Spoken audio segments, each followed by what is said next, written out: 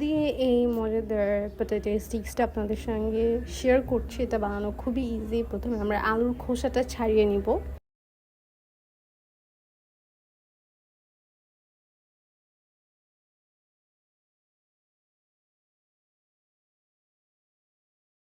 আলুর চারপাশের অংশ কেটে নেওয়া খুব বেশি ইম্পর্ট্যান্ট। আমি দুই পাশের অংশ কেটে নিয়েছিলাম, বাট আপনারা চারো সাইডের অংশ কেটে এটাকে সমান করে নেবেন, তাহলে এটাকে কাটতে খুব বেশি সুবিধা হবে।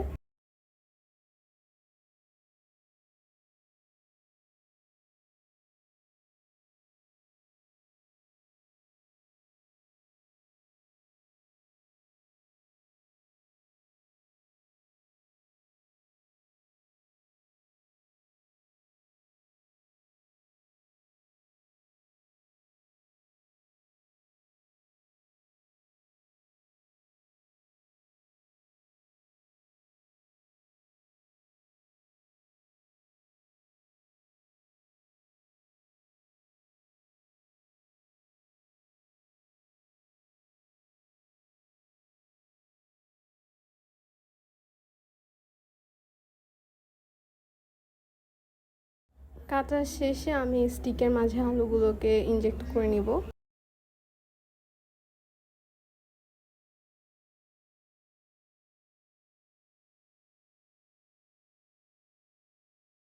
এই পটেটো স্টিক্সটা খুব বেশি সিম্পল হয় আর অনেক বেশি ইয়াম্মি হয়। টমেটো কেচাপ দিয়ে আপনারা ট্রাই করলে অনেক বেশি মজা পাবেন। আমি জাস্ট ম্যারিনেশনের জন্য দিয়েছি লবণ, আর 2 থেকে 3 মিনিটের জন্য জাস্ট আমি রেস্টে দিয়ে দিয়েছিলাম লবণটা অ্যাড করে।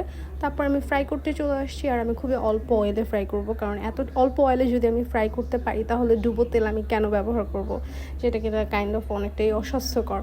তো অল্প তেলেই আমি ভাজাটা সবসময় প্রেফার করি। দ্যাটস ওয়াই আমি অল্প তেলে একদম মিডিয়াম হিটে এপিট ওপিট করে এটাকে ক্রিস্পি করে ভেজে উঠিয়ে নিয়েছি।